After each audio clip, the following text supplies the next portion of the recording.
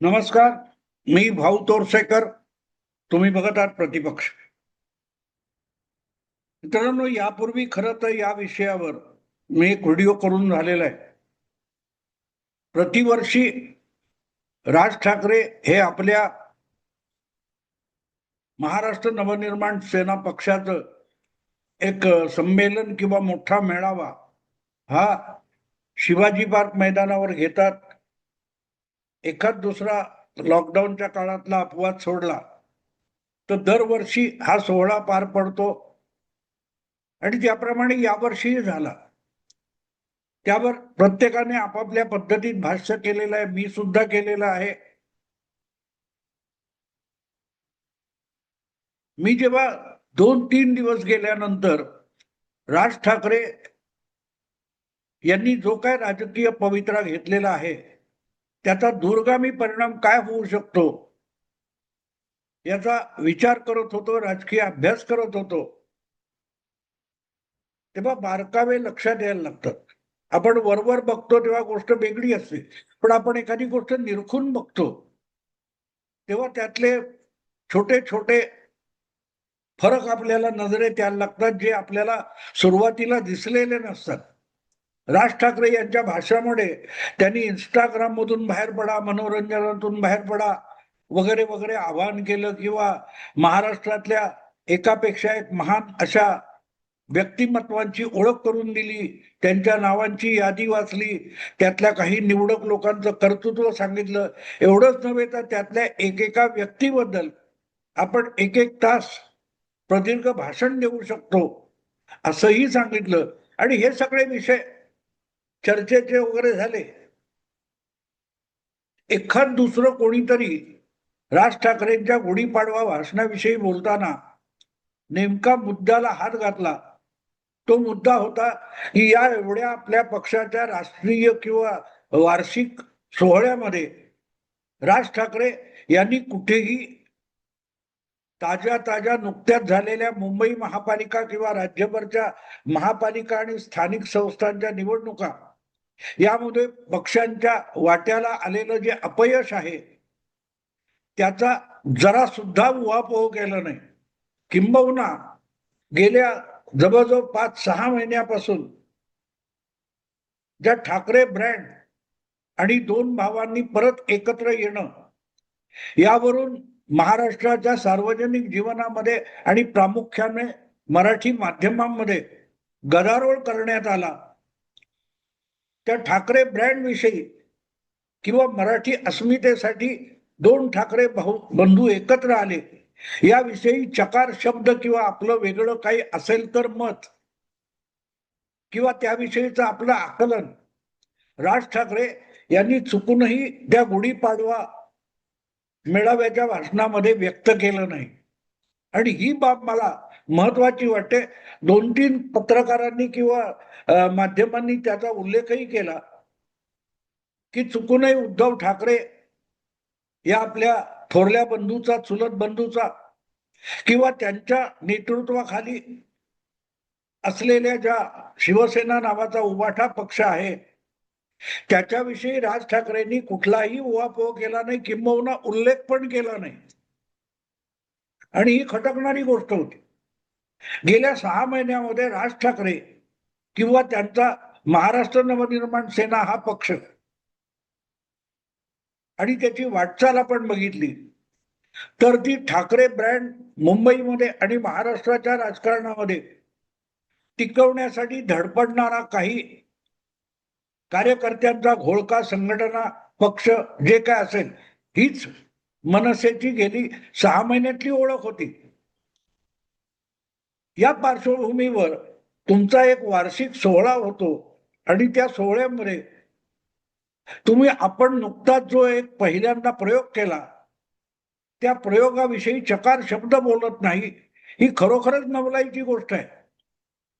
महाराष्ट्र नवनिर्माण सेनेच्या स्थापनेला आता 20 वर्ष होऊन गेली आणि 20 वर्षात काय काय झालं याचा सगळा आलेख जगासमोर आहे. तो नव्याने इथे सांगण्याची किंवा त्याचा परामर्श घेण्याची गरज नाही. पहिल्या फटक्यात 27 वगैरे काही नगरसेवक मुंबईत निवडून आणणं किंवा नाशिक सारखी एक महापालिका भले दुसऱ्या तिसऱ्या वर्गातली असेल, पण एक महापालिका ज्याच्यावर मनसेचा महापौर बसवणं, 13 आमदार निवडून आणणं ही छोटी गोष्ट नव्हती. पण तिथून पुढे परत यशाचं तोंड मनसेला बघता आलं नाही, ही सुद्धा वस्तुस्थिती आहे. आणि आपल्या बदरी अपयश का आलं? प्रामुख्याने ज्या नरेंद्र मोदींच्या गुजरात मॉडेलचं कौतुक महाराष्ट्रामध्ये सर्वात पहिल्यांदा करणारा बिगर भाजपा पक्षाचा कोणी नेता, वक्ता, प्रवक्ता असेल तर ते राज ठाकरे होते.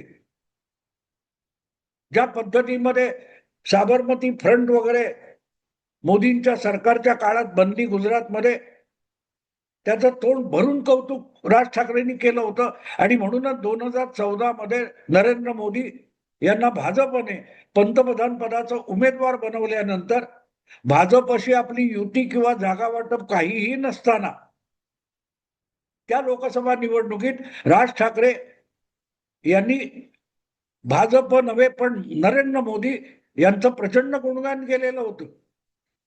जे काही मोजके उमेदवार त्यांनी उभे केले होते लोकसभेला 2014च्या, त्यामध्ये अनेक ठिकाणी त्यांच्या उमेदवारांच्या पोस्टरवर नरेंद्र मोदींचे फोटो सुद्धा लावलेले होते.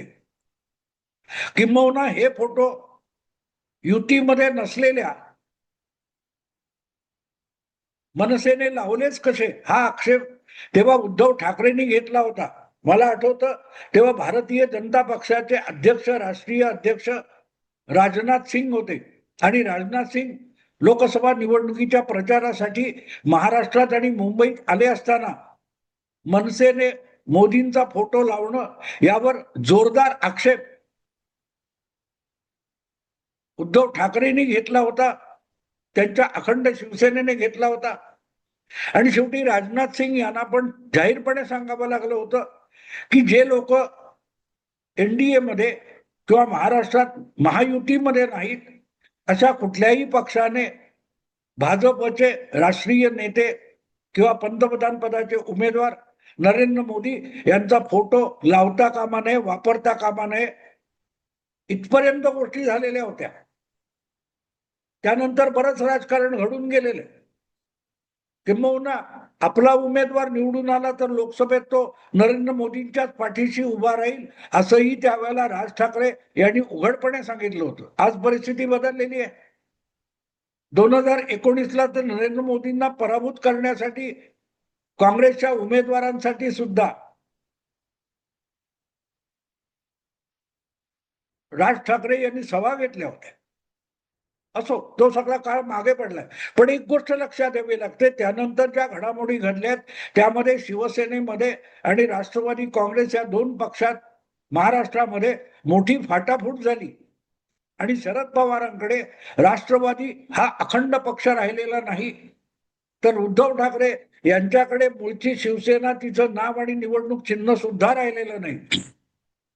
अशा पार्श्वभूमीवर उद्धव ठाकरे असोत किंवा पवार गट असोत, हे नरेंद्र मोदींच्या विरोधामधलं राजकारण करत असताना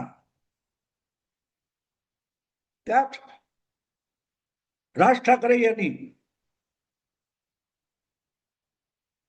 महापालिका निवडणुकांमध्ये उद्धव ठाकरे यांच्याबरोबर मुंबईत तरी निदान आघाडी केली आणि उरलेल्या ठिकाणी काही जमेल तिथे आघाडी जागा वाटप झालं. पण त्याचं फलित काय याविषयी जर तुम्ही तुमच्या वार्षिक राजकीय आढाव्यामध्ये काहीही मत व्यक्त करत नसाल, किंबहुना आपल्या मित्र पक्षाविषयी तक्रार सुद्धा करणार नसाल, तर मग तुम्हाला राजकारणात थोडा तरी रस शिल्लक राहिलाय का, असा प्रश्न पडतो. आणि मी ते सगळं भाषण जितकं आठवून बघतोय किंवा किंबहुना जे युट्यूबवर आहे ते मी दोनदा ऐकलं. आणि एक गोष्ट माझ्या लक्षात आली की राज ठाकरे हळूहळू आपल्या पक्षाला एक एनजीओ किंवा स्वयंसेवी संस्था बनवायला निघालेले. गेल्या 50-60 वर्षामध्ये राष्ट्रसेवा दल, युक्रान, समाजवादी युवजन सभा किंवा अगदी डाव्या पक्षांच्या युवक संघटना, यातूनही मी आलेलो आहे. मी त्यांच्या सगळ्या संघर्षामध्ये सुद्धा होतो. तिथे ज्या प्रकारची भाषा, ज्या प्रकारची भाषणं, ज्या प्रकारचं विवेचन आणि राजकीय चिकित्सा मी ऐकत होतो, त्याचे पडसाद राज ठाकरे यांच्या भाषणात उमटलेत हे माझ्या लक्षात आलं. तुम्हाला इंस्टाग्राम मध्ये मनोरंजनामध्ये अडकवून ठेवायचं आणि खऱ्या प्रश्नांकडून तुमची नजर उडवायची, लक्ष उडवायचं, ही सगळी भाषा ही आजची अजिबात नाहीये. तुम्ही अगदी कॉम्रेड एस.एम. डांगे यांच्यापासून अहिल्या रांगणेकर, तत्कालीन वेगवेगळे समाजवादी मधु लिंबे, मधु दंडवते वगैरे यांची भाषणं काढून बघितली तर तुम्हाला राज ठाकरे यांच्या भाषणामधला आशय जो आहे हा पूर्वाश्रमीच्या डाव्या समाजवादी आणि कम्युनिस्ट नेत्यांच्या विवेचनामध्ये सहजगत्या सापडू शकेल की जितकी सामान्य जनता मनोरंजनामध्ये आणि खोट्या काल्पनिक प्रश्नांमध्ये आणि विषयामध्ये गुरफटून पडते, तेव्हा त्या जनतेला, त्या सामान्य माणसाला आपल्या आयुष्यातल्या खऱ्या प्रश्नांसाठी अभ्यासाला वेळ नसतो, त्या समजून घ्यायला वेळ नसतो आणि त्याविरुद्ध आंदोलन आणि संघर्ष करायला वेळ नसतो. हा नॅरेटिव्ह आजचा नाही, तो 50, 60, 70 वर्ष जुना आहे. माझं सगळं तरुणपण हा असला नॅरेटिव्ह ऐकून आणि समजून घेण्यात गेलेलं आहे. आणि म्हणून राज ठाकरे यांचं भाषण मी जेव्हा दुसऱ्यांदा ऐकलं तेव्हा माझ्या लक्षात आलं, आता मनसेचं पुनरुज्जीवन किती होईल. मनसे नावाच्या मूळच्या बाळासाहेबांच्या पठडीतून निघालेल्या एका खळखट्या पक्षाला नव्याने संजीवनी किती मिळेल मला माहित नाही, पण राज ठाकरे यांनी जी ताजी भूमिका घेतलेली आहे, त्यांच्या जवळ गेले तर राष्ट्र सेवा दल सारखी मरणासन्न असलेली संघटना, जिथे कार्यालय किंवा काही कुठे ना कुठे खाणाखुणा दिसतील, बाकीची संस्था संघटना शिल्लक उरलेली नाही, अशा लोकांनी राज ठाकरे यांना जवळ केलं तर कदाचित राष्ट्र सेवा दलाचं पुनरुज्जीवन होऊ शकेल. आणि पुनरुज्जीवन याचा अर्थ ती संघटना फार मोठी मजबूत होईल, संघर्षाकडे जाईल वगैरे असं काही नाही. हा हातपाय हलवायला लागेल, जी अगदी मरणासन्न पडलेली आहे. युक्रान नावाची संघटना ही वयाच्या 80व्या वर्षानंतर सुद्धा स्वतःला युवक समजून कुमार सप्तशी त्या युक्रानचे आजही अध्यक्ष आहेत, ज्याची जवळजवळ 60-70 वर्षापूर्वी त्यांनी स्थापना केली, शिवसेनेच्या आधी पण केलेली असेल कदाचित. त्यांची जी भाषा होती, त्यांची जी मीमांसा होती, त्यांचा जो नॅरेटिव्ह होता, तो आज 2026 मध्ये राज ठाकरे आपल्या गुढीपाडव्याच्या मेळाव्यात वापरणार असतील, ठणकावून बोलत असतील. ती मंडळी फुले, शाहू, आंबेडकर वगैरे बोलतात, त्या 3 नावाच्या पलीकडे जाऊन राज ठाकरे यांनी 100-125 नावं सांगितली. आणि इंस्टाग्राम मधून बाहेर पडा, सोशल मीडियातून बाहेर पडा, दिवसभर मोबाईल सरकवत बसू नका वगैरे वगैरे जे काही सल्ले दिलेत, ते बघितल्यानंतर मला एक गोष्ट लक्षात आली की निर्भय बनो संघटना जी आहे तिचं नेतृत्व आता राज ठाकरेंनी करायला हरकत नाही. कारण त्यांचा जो नॅरेटिव्ह, त्यांचा अजेंडा, त्यांची भूमिका ही राष्ट्रसेवा दल, निर्भय बनो वगैरेंच्या पठडीतली असेल तर मग आपल्या नावातलं सेना हे नाव काढून टाकावं त्यांनी आणि निर्भय बनो सेना बनवावी. मला खरंच गंमत वाटली मित्रांनो. खरं तर मी राष्ट्रसेवा दल, निर्भय बनो, ते कोण विश्वंभर चौधरी आहेत, असीम शिरोदे आहेत, सरोदे आहेत, कुमार सप्तर्षी आहेत, यांना मैत्रीपूर्ण आवाहन करीन की बाबांनो, यापुढे तुमच्या अभ्यास वर्गाला जी रटाळ भाषणं होतात त्या रटाळ भाषणांमध्ये थोडी जान ओतायची असेल तर मुद्दाम राज ठाकरे यांना तुमच्या अभ्यास वर्गाला बोलवा. मरगळलेली तुमची जी अनुयायी मंडळी आहेत, ज्यांना कुठलीही आशा जगात पुढच्या राजकारणात भविष्यात दिसत नाही, यांच्यामध्ये मरगळ झटकून उभं राहण्याची क्षमता राज ठाकरे नक्कीच निर्माण करू शकतील. कारण गुढीपाडव्याला जे काय भाषण राज ठाकरेंनी केले त्याचा सगळाच्या सगळा सूर हा आपण आता राजकारणातून बाहेर पडतोय, आपण आता समाज सुधारणा या क्षेत्रामध्ये प्रवेश करतोय, समाज मनामध्ये सुधारणा घडवून आणणं आणि मग त्याचा पुढे काही राजकारणात किंवा सार्वजनिक जीवनामध्ये बदल घडवायला उपयोग झाला तर ठीक आहे, अशा प्रकारची एक निरीच्छ भूमिका राज ठाकरे यांनी गुढीपाडव्याला त्या भाषणातून घेतली. तुम्ही जर बारकाईने ते भाषण मुद्दाम युट्यूबवर जाऊन नुसतं सरकवत बघा, राज ठाकरे यांचं भाषण म्हणजे टाळ्या घोषणा याचा संपूर्ण दुष्काळ यावेळच्या गुढीपाडवा मेळाव्यात होता. अजिबात नव्हतं. टाळ्या गजर काही नाही, काही नाही. आणि म्हणून मला असं वाटलं की त्या मंचावर एक गुढीचं चित्र लावलेलं होतं, पण प्रत्यक्षात महाराष्ट्र नवनिर्माण सेनेची राजकारणात उभारलेली 20 वर्षापूर्वीची गुढी या वर्षीच्या गुढीपाडव्याला राज ठाकरे यांनी खाली उतरवलेली आहे. आणि त्यामुळे एकनाथ शिंदे यांच्याकडे जी अखंड शिवसेना नावानिशी गेलेली आहे, निशाणी सकट गेलेली आहे, ती परत आपल्याकडे आणण्याचा जो प्रयास उद्धव ठाकरेंनी सुरू केला होता, त्यातला एक मोठा अडसर, राजकीय दृष्ट्या मी बोलतो, एक मोठा अडसर राज ठाकरे यांची लोकप्रियता, राज ठाकरे यांचा करिश्मा ही एक शिंदेच्या मार्गातली अडचण होती. पण ठाकरे ब्रँड हा शिंदेकडे असलेल्या शिवसेनेची जी अडचण म्हणून होणार होता, तो ठाकरे ब्रँड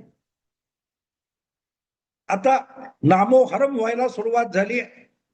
आणि सगळीच्या सगळी शिवसेना सर्वार्थाने एकनाथ शिंदे यांची होण्यासाठी कुठलीही अडचण राज ठाकरे यांच्या भूमिकेमुळे राहिली असं मला वाटत नाही. आधीच उद्धव ठाकरेंनी आपल्या पित्याचा राजकीय वारसा संपवलेला होता, पण जी काय थोडी धाकधुकी राज ठाकरेंमुळे वाटत होती, मला असं वाटतं की आता तीही राहिलेली नाही. त्यामुळे आपल्या पक्षाच्या राजकारणाची गुढी खाली उतरवून राज ठाकरे यांनी एकनाथ शिंदे यांना सर्वार्थाने शिवसेना त्यांची करण्यासाठी एक रस्ता उत्तमरित्या मोकळा करून दिलेला आहे. बघू काय होतं ते.